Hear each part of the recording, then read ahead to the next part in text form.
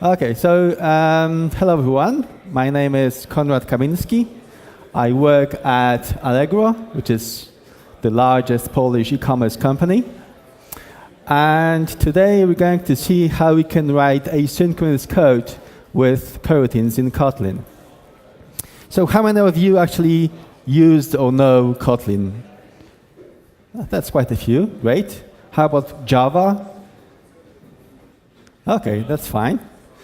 I ask because there will be some code shown here, actually quite a lot of code, and it would be useful to know something about Kotlin, but Java is enough. I will not use some strange syntax of Kotlin. So if you're familiar with Java, you should understand also this kind of code. So, okay, yeah, right.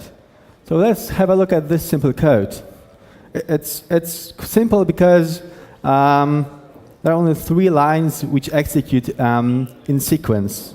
So we have a method that first retrieves some value of an account ID of a user, and then it asks with a second method about how many products that account has, and then it sends some information about this account and the user and this account, this product count, to some other service. So the code it's quite straightforward, it's quite simple. But let's imagine that all those 3 methods, the get user account ID, get product count, and send message, they all, when they execute, they do something with a network. So for example, they access an external endpoint, or they access a database server, which usually means that they also go over a network. So what happens with an application which uses this kind of code? Well, the problem with this code in this situation is that the thread that executes this code will block for some time because it waits for the response from the server. So essentially we have a thread which does nothing, but it consumes some resources. So things like memory for stack, or a CPU, because the threads have to be handled. There is an OS scheduler for threads, and so it takes quite some time to handle all those threads. And if you have multiple threads, then context switches between threads also takes quite some time. So if you have like 1,000 threads or 10,000 threads maybe on contemporary machines, it's not that a big deal. But nowadays we live in a world where we have to concurrently serve like 1 million users or tens millions of users. And if we were to have 1 million of threads, then essentially probably no server on the market exists, or it's a very expensive machine which could handle that many threads. And also it's quite inefficient. So we have to deal somehow with this situation. So the most common way to do it is to have some form of asynchronous programming. And there's a couple of ways we can do asynchronous programming. So the first one, it's quite straightforward. So we use callbacks. So with callbacks, instead of having our methods return a value, we pass an additional parameter, a callback, to that method. And that callback is called when the result is available. So in our example here, all of the 3 methods, get user account ID, get product count, and send message, they all have callbacks. Here it's a very simple form of a callback because it's just a function. So here we assume that no exception is being thrown from these functions. And but still, if you look at the code that we now have, the code of the send audit message method, the code it's more complex than the one that we've seen before because of those callbacks. And what you actually get is something which is called callback hell. So essentially, every time we call a method, and that method calls, and after that we call another method, etc., we have to use another callback. And this code, actually, it's pretty much, it's pretty simple, because there are no things like if conditions, like exception handling, like for loops or while loops, and still we have this kind of code which is not as readable and not really as maintainable as the one that we've seen before. So that's one way to go. This has been actually used quite a lot in the JavaScript world, where you had functions as callbacks. There are better ways to do it. So one of the better ways is to use some kind of whoa, what was it? Okay, is to use some kind of a promise object. So a promise object, with promise objects, our functions no longer take a callback as a parameter, but they return an object where you can, where there is a promise that the value will be returned at some point in time, and then we can react somehow when that value is delivered. So here I use a promise object which is a completable future. That's a standard type in Java. And now our code looks a bit better than the one with callbacks. But the problem with this kind of code is that on a promise object, we have to have different kinds of methods. We call them combinators, to be used in certain situations. So for example, here we have two different combinators. One, which is called when we want to react to a value which is a return value from the get user account ID method, and the other one is the code that reacts to the call to the get product count. And there is like a number of those combinators. So every kind of promise object of promise type comes with its own set of those combinators. So nowadays, RxJava or generally reactive libraries are quite popular, and they all come with these kinds of combinators, which are different. Well, they overlap to some extent, but most of them are different than the ones on compatible future. And furthermore, now we have to write our code in a functional way. So the code, it's not as easy to write and not as intuitive as the one that we've seen at the beginning. So this is why in Kotlin, in version 1.1, there's a new concept introduced, which is, it's not working, okay, which is coroutines. And the concept itself, it's not new. So it's been around for at least 50 years. It was introduced in the Simula language. In Kotlin, the way to write coroutines is to use suspending functions. So here we have the same code that we've seen before, but this code is asynchronous, and it uses suspending functions to introduce this asynchronicity. So what's a suspending function? So a suspending function is a function that can suspend at suspension points. So there are certain points in your function where a function can suspend. So here, every time we call get user account ID or get product count or send message, our suspending function can suspend because they all are suspending functions. And when I say a suspending function, or when I say that it suspends, I don't mean that it will block the thread, because the thread is not blocked. I mean, this is why we introduce it, so that we introduce such asynchronous code, so that our threads will not be blocked. So how is it actually achieved? So we're going to have a look under the hood of how suspending functions work in Kotlin. So, okay, maybe I'll just use the keyboard.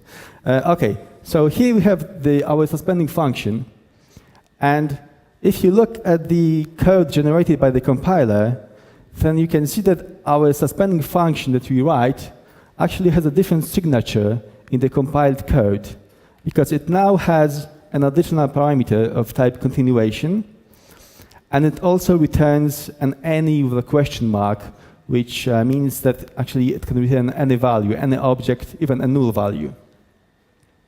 So why is it like that? So the contract for the suspending function is this. If a suspending function does not suspend its execution, so it just does something and wants to return a value, then it just does something and returns a value, because there is this any object returned. It can be returned as any object, any type. Then it's possible to return simply a value. But if a suspending function suspends its execution, then there is a special value returned. There's a special constant defined in Kotlin, and the true value will be returned via this continuation object. And the continuation is actually this interface. It's actually some form of a callback. So it has two methods, resume and resume with exception, and either of them will be called at some point in time with the return value of our method, or with an exception if our method wants to throw an exception. So we can see here that it's actually very similar to what we've seen with the callbacks, but we can write our code in a direct style. We don't have to use callbacks explicitly. They're created by the compiler implicitly when you compile your suspending functions.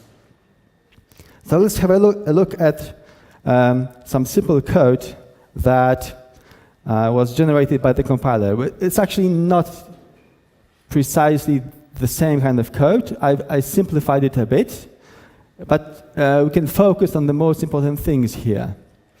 So here we can see that we have our send audit message, which is a suspending function, and what it does is it creates an object which is a state machine. So our suspending functions, which calls first one method, then the other one, it's converted into a state machine where an object like this, the send audit message object, will keep the state, meaning where we are in the execution of our method. And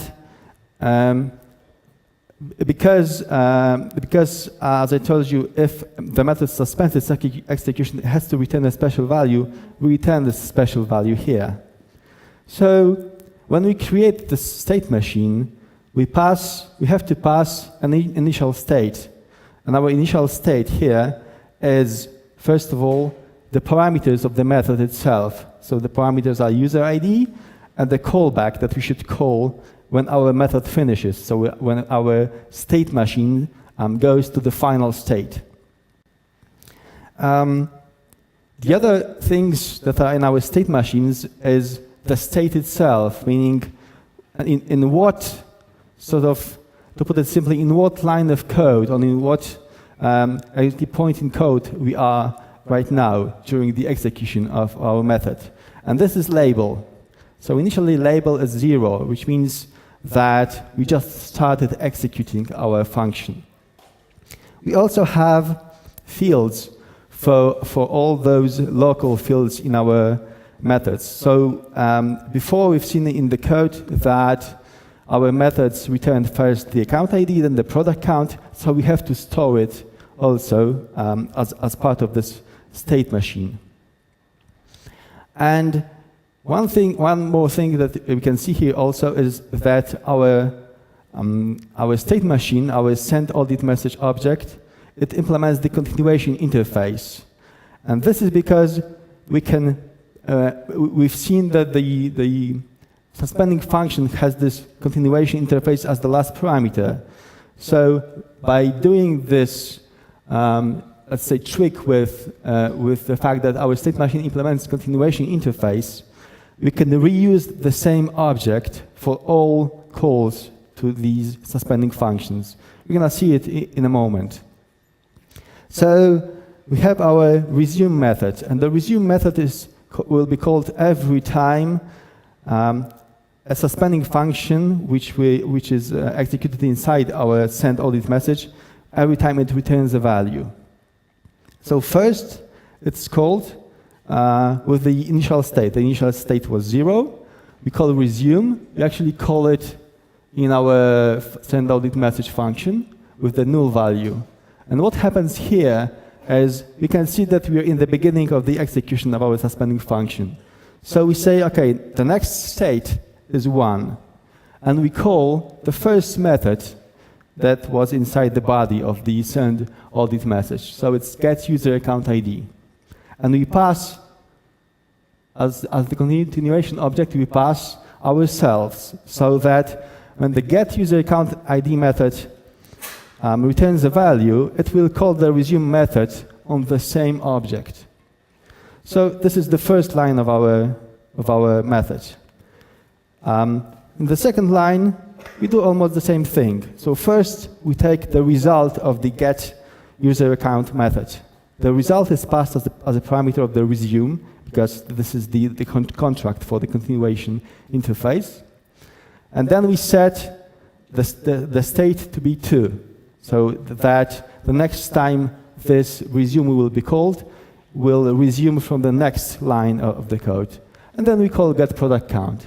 And by the same token, we also call send message, where we just send message. We pass ourselves as the callback. And at the end, we call resume on the original callback, so that if someone who called send audit message will be notified that the send audit message finished its execution. So all this magic is actually done by the compiler. It's quite involved, but it works in every single case. So you don't have to think about, that if it works with exceptions or for loops, etc. All the constructs of the Kotlin language are supported. So this is quite an achievement. So this kind of code is generated from this kind of code. So we only write this kind of code, and it gets generated automatically by the compiler. At some point we have to write our own suspending functions and have access to this callback parameter, because this is like an abstractions. We can use different functions, but at some point we have to have access to this callback so that we can introduce our own behavior. So, for example, if a method is called, we want this method to be executed on some other thread, and from that thread call the resume method. So how can we do that? So for that, we're going to use basic building blocks for coroutines, and one of them is the suspend coroutine function. So it's a regular function from Kotlin language, and it takes a single parameter, which is a callback. And in that callback, we can call the resume method on the callback or the resume exception method. But usually we do it in a different thread, so we don't do it directly here. We just, for example, can create a separate thread, and in that thread, for example, fetch something from a network and then call resume. So I'm going to show you a simple function that uses this suspend coroutine. Actually, I'm going to write it so that you can get more, you can feel it better. So I'm going to write is it visible? Okay.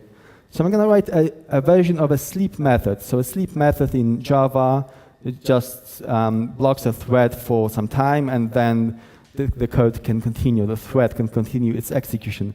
So we're going to write a version of sleep, but it will be a suspending function. So it will not block the thread, it will suspend the function for some time. So let's call this function mySleep. And it will take a single parameter, which is for how much time are we going to sleep. It's going to return unit, which is like a void in Java. And it's going to use this suspend coroutine that we've just seen. So suspend coroutine takes a callback as a parameter. So there's a number of ways to actually implement this kind of method. What I'm going to use is to use the timer object, which is available in the standard Java library, which allows you to schedule some tasks and specify at what time they should be run. So I'm going to do the timer.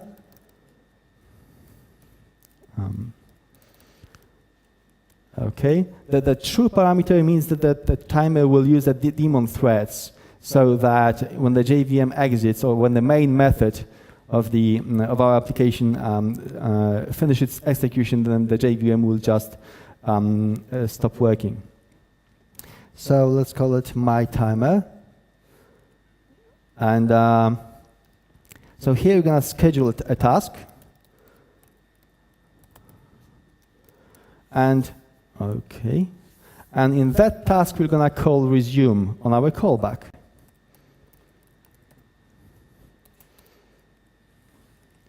So now we have a fully working version of a sleep method, of a sleep function, which is a suspending function.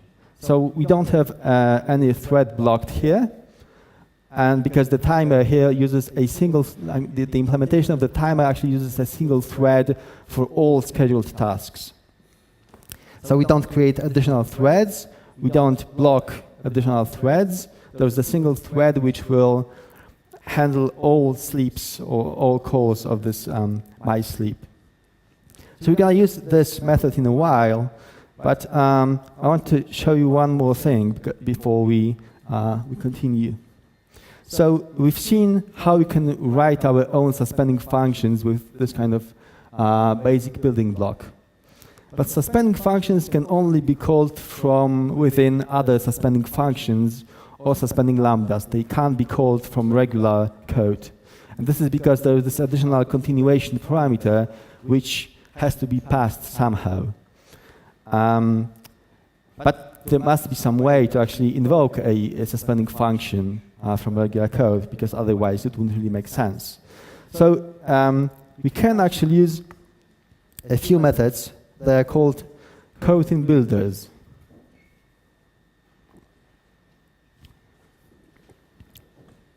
So there's a couple of them. So the first one is launch. So launch is a function which takes a suspending lambda as a parameter. So a suspending lambda is like a suspending function, is something where we can invoke suspending functions. And launch, it returns a job. So basically it just runs the code that's inside this lambda on some thread. You can specify actually what thread is going to be used, or actually what context is going to be used, and that context actually defines what threads are being used. But by default, it will use some default context, which on JVM is going to be a common pool, which is like a fork join pool. If you've done any concurrent programming on JVM, then this may be familiar to you. But essentially, we just call launch. This will execute or start executing the suspending lambda on some thread, and we'll get a job object. So a job is something which controls the life cycle of this code that is created and started by launch. And there's a couple of methods there defined which we can use. The most important one that we're going to use today is join, which waits for the suspending lambda to finish its execution. But still, and the other coroutine builder that we're going to use is run blocking. So run blocking is very similar to join, but it waits until the suspending lambda that's passed as a parameter until it finishes its execution. So we don't have a job as a result. We have the result of the suspending lambda as the result of run blocking. Run blocking it's rarely used in your production code. It's mainly used for demo code or for things like unit tests. But we're going to use run blocking in our code. So let's try to apply those coroutine builders to our code with our mysleep function. Okay. So let's have our main method, and in our main method, let's launch a suspending function, which we'll call my sleep for, let's say, 500 milliseconds, and then it will print a dot. So it's quite simple. After half a second, it should print a dot, and that's it. So it hasn't done anything. This is because launch. Okay, let me scroll that a bit. It launched the execution of this lambda in some separate thread, and then our main method finished its execution. And since every thread in our JVM is a daemon thread, it means that the JVM will just stop. So we have to do something so that the JVM will not exit before this launch, or whatever is inside this launch finishes its execution. And there's a couple of ways to do it. We can simply sleep here.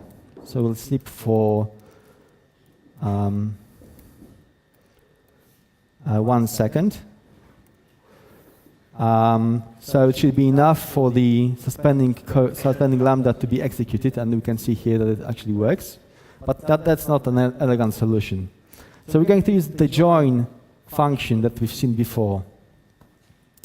So our launch returns a job, and we're going to join a job. So it should wait until this dot is printed.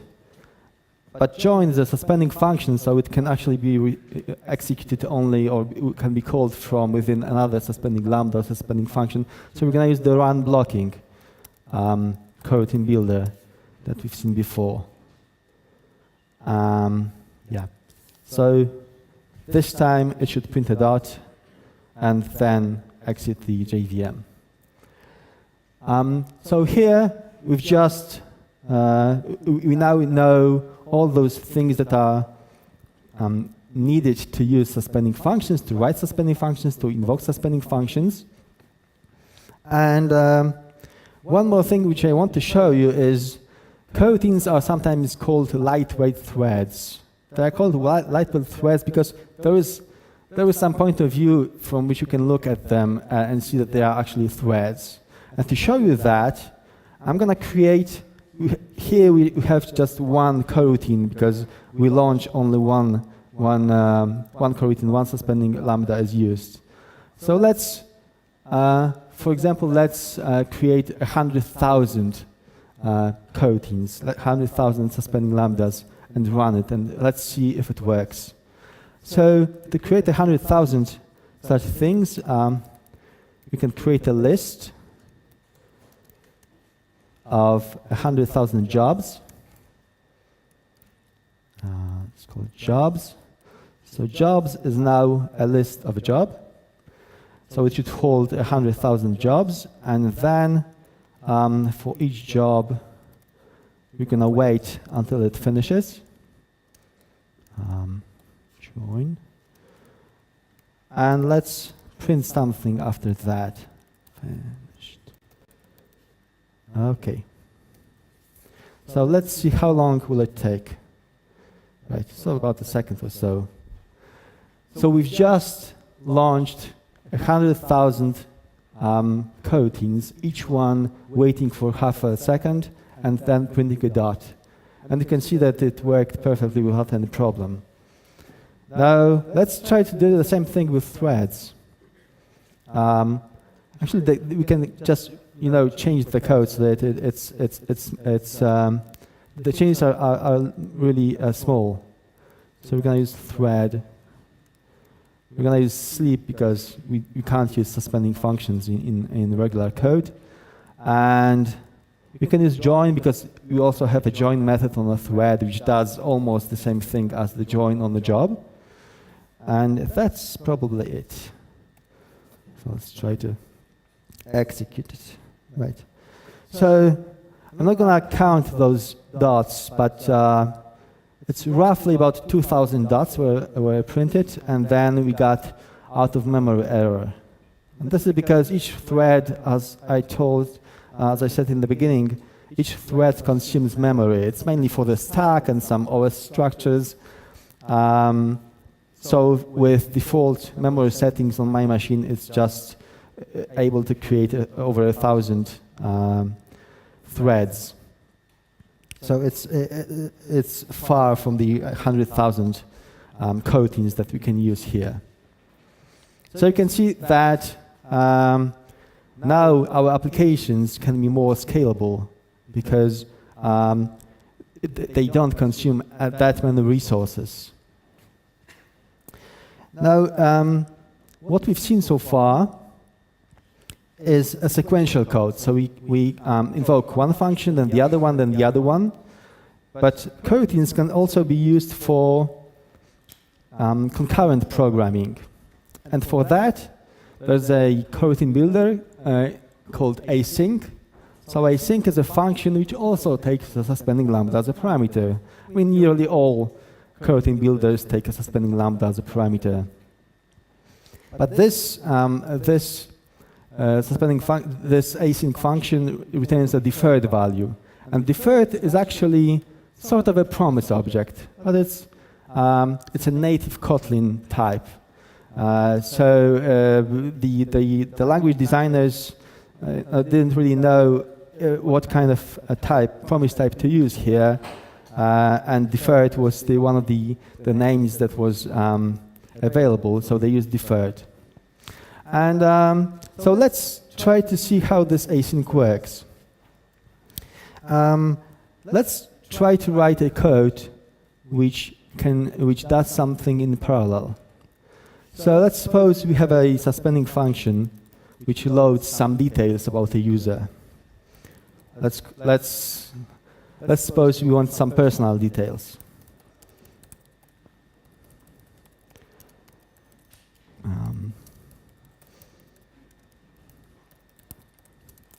So I'm going to return some details. It doesn't really matter what the class will hold.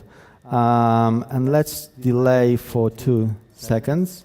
So actually, there is a sort of a sleep. We've written the mySleep method. There is already a built-in method called delay, which actually does the same thing in a bit different way. But essentially, the construct is the same. It just suspends the execution of the function for some time. And then let's return these personal details. And let's have a second method, which is very similar to the first one, but we're going to return the financial details.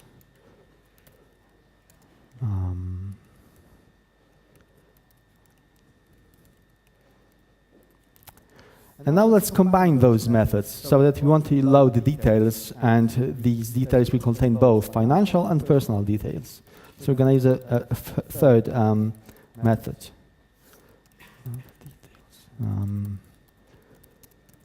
Okay, and it will return a pair of financial details. So we're going to first fetch the personal details. Okay. Then financial details. Here.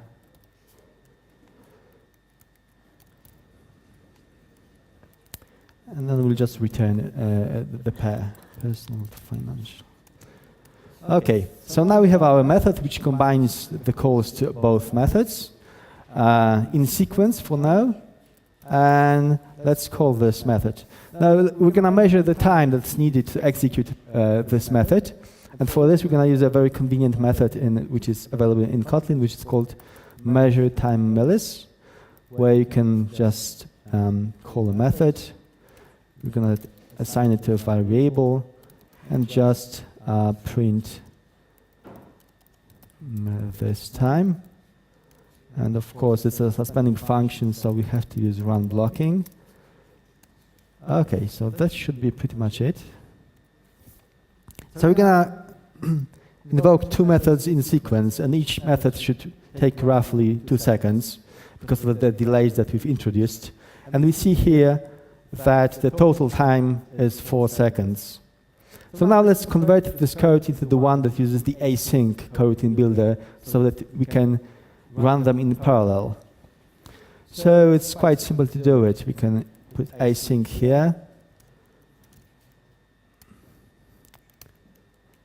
Okay.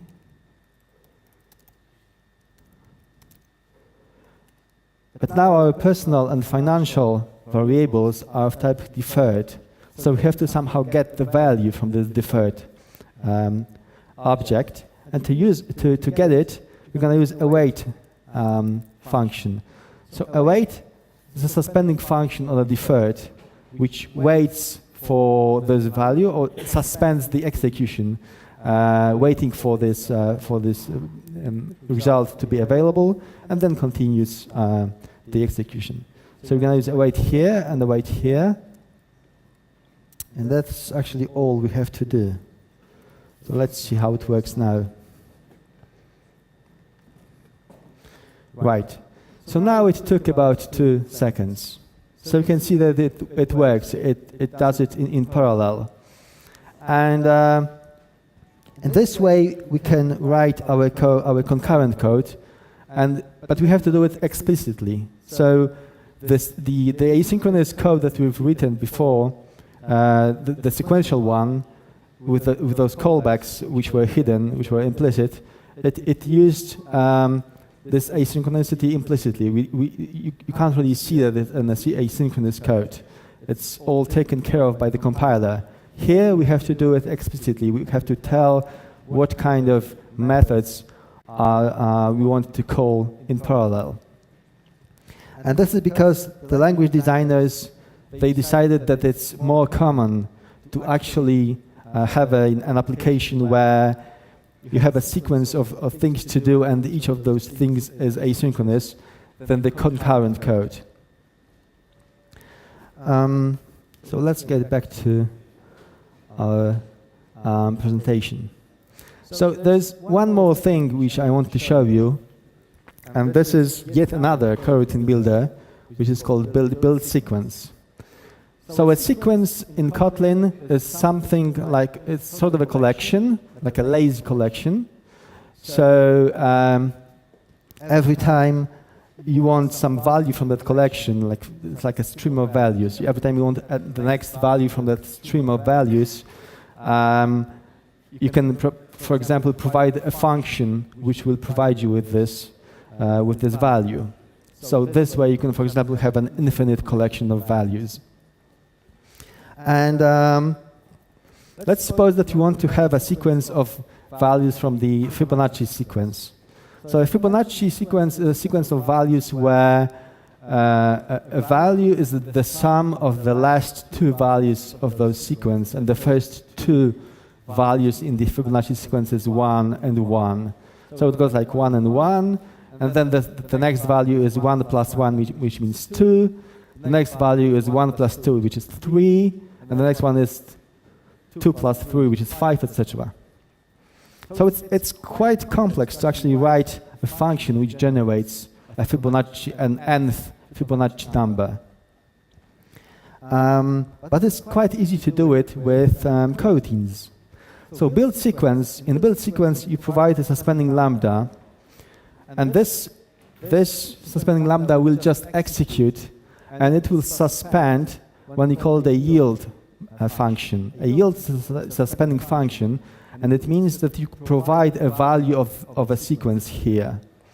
So in this code, you can see that first we provide the value 1, which is the first value in the Fibonacci sequence, and then we hold the values of the last two values in the Fibonacci sequence, which are called A and B here. So we calculate the sum of these values, and then we deliver the next one, the next value, and etc. So we have like an infinite loop here.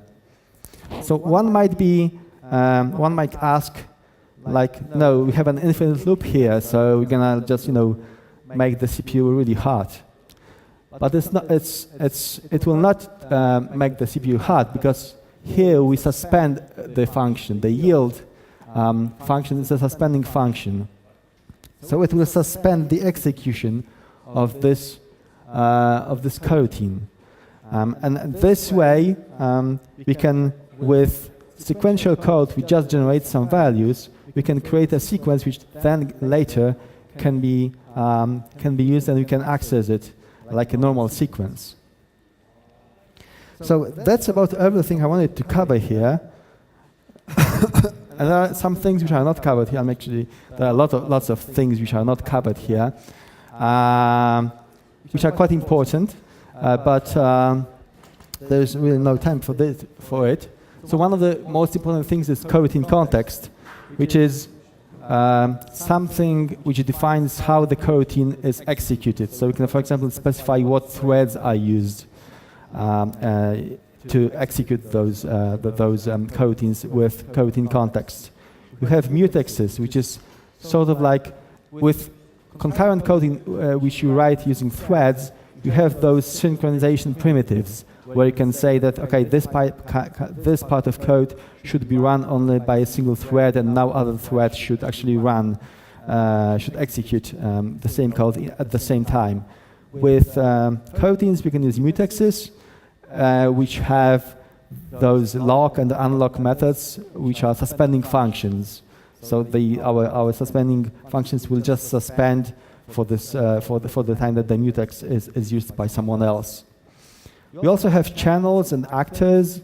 So if you used Go, for example, the Go language has this notion of channels where coroutines, because there are coroutines in Go as well. The implementation is a bit different, but the concept of channels is similar here to what it is in Go. So essentially, coroutines communicate between themselves by sending the values over channels and waiting for them.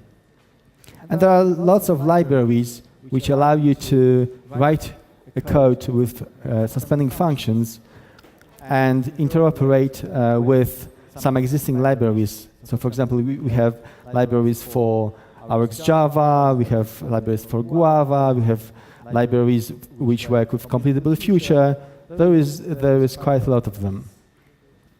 So if you want to find more information, the first two links are really worth looking at. So it's the second one is actually the official documentation on the Kotlin language, and the first one contains some guides. There are some starting guides and some in-depth information about how coroutines work. So if you're interested, I suggest you have a look at it. It's really very clearly written, very interesting. And there's also a couple of KotlinConf videos where Roman Elizarov, which is the creator of the coroutines in Kotlin, he gave 2 talks about coroutines. So you can have a look at them. They are really, really very nice and very approachable. So yeah, that's about everything from me. I don't know if you have some time for questions. We have. Okay. So questions.